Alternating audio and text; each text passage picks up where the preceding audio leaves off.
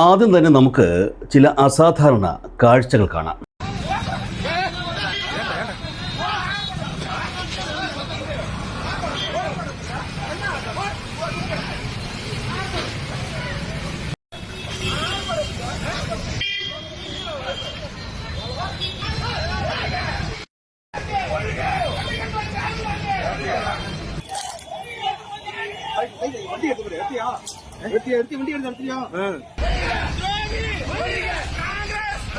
ഇവിടെ അടികൊള്ളുന്നത് ആരാണെന്ന് അറിയാമോ?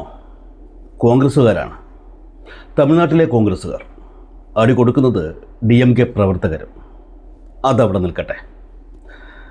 ഇനി ഞാൻ പറയാൻ പോകുന്ന കാര്യം നിങ്ങൾ വിശ്വസിക്കണം. വിശ്വസിക്കാൻ പാടാണെന്ന് എനിക്കറിയാം, പക്ഷേ വിശ്വസിക്കണം. തമിഴ്നാട് ഇനി ഭരിക്കാൻ പോകുന്നത് ഇടതുപക്ഷമാണ്. ഞെട്ടണ്ട, കാര്യത്തിലേക്ക് വരാം. 2026 മെയ് മാസം ദ്രാവിഡ രാഷ്ട്രീയത്തിൻ്റെ ഈറ്റില്ലമായ തമിഴ്നാട് സമാനതകളില്ലാത്ത ഒരു രാഷ്ട്രീയ പ്രതിസന്ധിയിലൂടെയാണ് കടന്നുപോകുന്നത്. തിരഞ്ഞെടുപ്പ് ഫലം പുറത്തു വന്നപ്പോൾ കേവല ഭൂരിപക്ഷമായ 118 എന്ന മാന്ത്രിക സംഖ്യ തൊടാനാകാതെ ദളപതി വിജയുടെ തമിഴക വെട്രിക്കഴകം എന്ന TVK 108 സീറ്റുകളിൽ ഒതുങ്ങി. പതിറ്റാണ്ടുകളായി തമിഴകം അടക്കിവാണ DMKയും AIADMKയും ഭൂരിപക്ഷമില്ലാതെ പകച്ചു നിന്നു. ആർക്കും വ്യക്തമായ ഭൂരിപക്ഷമില്ലാത്ത ഹാങ് അസംബ്ലി എന്ന വലിയൊരു രാഷ്ട്രീയ അനിശ്ചിതത്വത്തിലേക്കാണ് തമിഴ്നാട് ഉണർന്നത്. ഈ അസ്ഥിരതയുടെ മറവിൽ സംസ്ഥാനത്തിൻ്റെ ഭരണം പിടിച്ചെടുക്കാൻ ഡൽഹിയിൽ നിന്നും ഗവർണർ വഴിയുള്ള ചരടുവലികൾ ആരംഭിച്ചു കഴിഞ്ഞിരുന്നു. വീണ്ടും ഒരു തെരഞ്ഞെടുപ്പിലേക്ക് സംസ്ഥാനത്തെ തള്ളിവിടുക, അല്ലെങ്കിൽ കുതിരക്കച്ചവടത്തിലൂടെ BJP ഉൾപ്പെട്ട AIADMK സഖ്യത്തെ അധികാരത്തിലേറ്റുക, ഇതായിരുന്നു ഗവർണറുടെ മുന്നിലുണ്ടായിരുന്ന പദ്ധതികളെന്ന് വ്യക്തം. എന്നാൽ ആർക്കും പ്രവചിക്കാൻ കഴിയാത്ത ഒരു വലിയ ഭൂകമ്പത്തിനാണ് ചെന്നൈയിലെ അണ്ണാ അറിവാളയം അന്ന് സാക്ഷ്യം വഹിച്ചത്.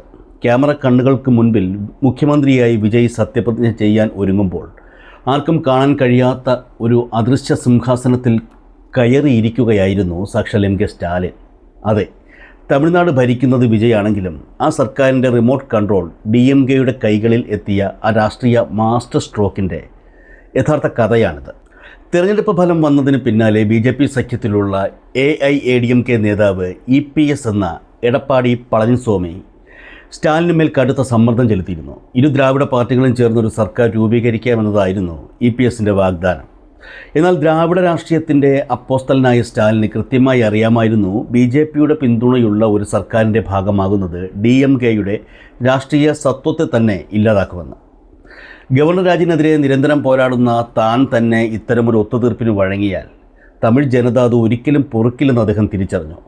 വീണ്ടും ഒരു തെരഞ്ഞെടുപ്പ് സംസ്ഥാനത്തിൻ്റെ സാമ്പത്തിക ഭദ്രതയെ തകർക്കുമെന്നും അദ്ദേഹം വിലയിരുത്തി. ഇവിടെയാണ് MK സ്റ്റാലിൻ എന്ന അതികായകനായ രാഷ്ട്രീയക്കാരൻ തൻ്റെ മാസ്റ്റർ സ്ട്രോക്ക് പുറത്തെടുക്കുന്നത്. വൈരാഗ്യ ബുദ്ധിയോടെ ചിന്തിക്കുന്നതിന് പകരം തികച്ചും പക്വമായ മാതൃകാപരമായ ഒരു നിലപാടാണ് സ്റ്റാലിൻ സ്വീകരിച്ചത്. തമിഴ്നാട്ടിൽ ഒരു മതേതര സർക്കാർ അധികാരത്തിൽ വരണമെന്ന് ഉറപ്പിച്ച സ്റ്റാലിൻ സ്വന്തം നിർദ്ദേശപ്രകാരം ഇടതുപക്ഷ പാർട്ടികളോട് ഒരു സുപ്രധാന കാര്യം ആവശ്യപ്പെട്ടു: വിജയുടെ TVKയെ പുറത്തുനിന്ന് നിരുപാധികം പിന്തുണയ്ക്കുക. സ്റ്റാലിൻ്റെ നിർദ്ദേശം വന്നയുടൻ തന്നെ CPMഉം CPIയും അടിയന്തര യോഗം ചേർന്ന് ഈ തീരുമാനത്തിന് ഔദ്യോഗിക അംഗീകാരം നൽകി. എന്നാൽ ഇവിടെ നാം ശ്രദ്ധിക്കേണ്ട ഏറ്റവും പ്രധാനപ്പെട്ട ഒരു കാര്യമുണ്ട്. DMK മുന്നണിയിൽ ഉണ്ടായിരുന്ന 5 സീറ്റുള്ള കോൺഗ്രസ് വിജയ്ക്ക് കേവല ഭൂരിപക്ഷം ഇല്ലെന്നറിഞ്ഞ രാത്രി തന്നെ മന്ത്രിസഭയിൽ പദവികൾ ലഭിക്കുമെന്ന അത്യാഗ്രഹത്താൽ മുന്നണി വിട്ട് TVKയ്ക്ക് പിന്തുണ പ്രഖ്യാപിച്ചിരുന്നു. സ്റ്റാലിനെ തോൽപ്പിച്ച് ഒരു ഫോൺ കോളിൻ്റെ പുറത്ത് കൂറുമാറിയവരാണ് കോൺഗ്രസ്. എന്നാൽ ഇടതുപക്ഷത്തിൻ്റെ നിലപാട് ചരിത്രത്തിൽ സുവർണ ലിപികളാൽ രേഖപ്പെടുത്തേണ്ട ഒന്നായിരുന്നു. തോൽവി മുന്നിൽ കണ്ടപ്പോഴും അവർ DMKയെ തള്ളിപ്പറഞ്ഞില്ല. TVKയ്ക്ക് പിന്തുണ പ്രഖ്യാപിച്ചപ്പോൾ അവർ ഒറ്റ കാര്യം മാത്രമാണ് വ്യക്തമാക്കിയത്: TVK സർക്കാരിൽ നിന്ന് യാതൊരുവിധ പദവികളോ മന്ത്രിസ്ഥാനങ്ങളോ ഇടതു പാർട്ടികൾ സ്വീകരിക്കില്ല. വലിയ വലിയ പദവികൾ ഓഫർ ചെയ്യപ്പെട്ടിട്ടും അതിലൊന്നും വീഴാതെ സംസ്ഥാനത്തിൻ്റെ നന്മയെ കരുതി മാത്രം അവർ പിന്തുണ പ്രഖ്യാപിച്ചു. അവർ വിജയ്ക്ക് മുന്നിൽ വെച്ച ഒരേ ഒരു നിബന്ധന ഇതായിരുന്നു: യാതൊരു കാരണവശാലും വർഗീയ പാർട്ടികളുടെ കൂടെ ചേരരുത്. ഇടതു പാർട്ടികളിൽ നിന്ന് പോസിറ്റീവായ മറുപടി ലഭിച്ചയുടൻ സ്റ്റാലിൻ നേരിട്ട് ഗവർണറെ ബന്ധപ്പെട്ടു. ഗവർണറുടെ കളികൾക്ക് തടയിട്ടുകൊണ്ട് ഇനിയെങ്കിലും സർക്കാർ രൂപീകരിക്കാൻ വിജയുടെ TVKയെ അനുവദിക്കണമെന്ന് അദ്ദേഹം ശക്തമായി ആവശ്യപ്പെട്ടു. ദ ഹിന്ദു പത്രമടക്കം ഈ വാർത്ത വളരെ കൃത്യമായി റിപ്പോർട്ട് ചെയ്തപ്പോൾ മലയാള മാധ്യമങ്ങൾ ഈ യാഥാർത്ഥ്യങ്ങളെയെല്ലാം മറച്ചുവെച്ച് വാർത്തകളെ വളച്ചൊടിക്കുകയാണ് ഉണ്ടായത്. സ്റ്റാലിൻ തൻ്റെ ഫേസ്ബുക്ക് പോസ്റ്റിലൂടെ ഈ കാര്യങ്ങൾ ലോകത്തെ അറിയിച്ചു. സർക്കാർ രൂപീകരിക്കാൻ ഭൂരിപക്ഷം ലഭിച്ചതിന് ശേഷം വിജയ് ആദ്യം എവിടേക്കാണ് പോയത് എന്നത് തമിഴകത്തെ ഒന്നടങ്കം ആശ്ചര്യപ്പെടുത്തി.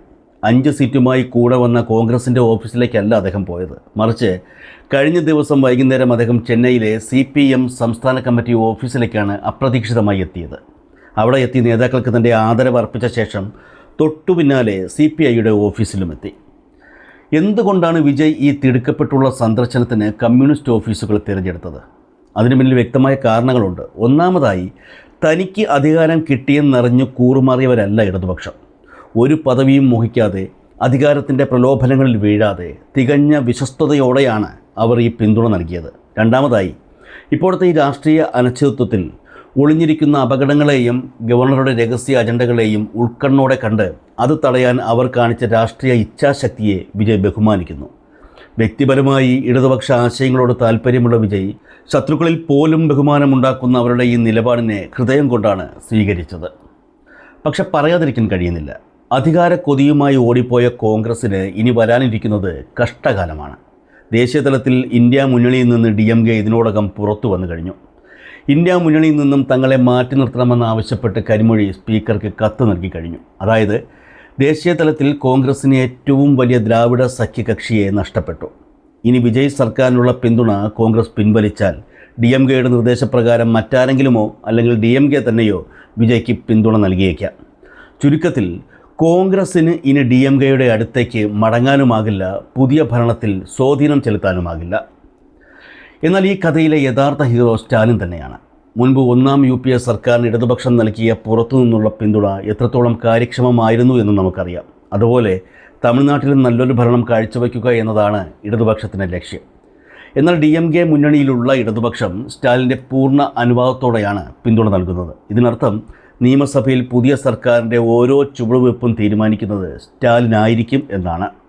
വിജയ് സർക്കാർ ജനവിരുദ്ധമായതോ DMKയുടെയും ഇടതുപക്ഷത്തിൻ്റെയും നയങ്ങൾക്ക് വിരുദ്ധമായതോ ആയ ഏതെങ്കിലും ബില്ലുകൾ സഭയിൽ കൊണ്ടുവന്നാൽ ഇടതുപക്ഷം അതിനെ ശക്തമായി എതിർക്കും. ഇടതുപക്ഷത്തിൻ്റെ പിന്തുണയില്ലാതെ സർക്കാരിന് ഒരു ഇഞ്ച് പോലും മുന്നോട്ട് പോകാനാകില്ല.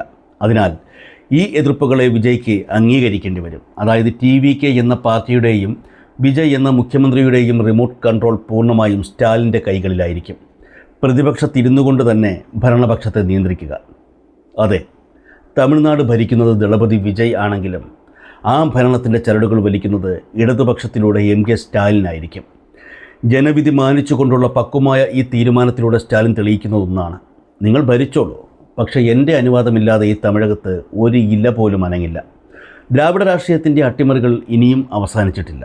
ഈ രാജാക്കന്മാരുടെ കളിയിൽ കിരീടം വയ്ക്കുന്നവനല്ല, ആ കിരീടം ആർക്ക് നൽകണമെന്ന് തീരുമാനിക്കുന്നവനാണ് യഥാർത്ഥ വിജയ്. ഉറപ്പിച്ചു പറയാം, തമിഴ്നാട് കാത്തിരിക്കുന്നത് സമാനതകളില്ലാത്ത ഒരു റിമോട്ട് കൺട്രോൾ ഭരണത്തിലേക്കാണ്.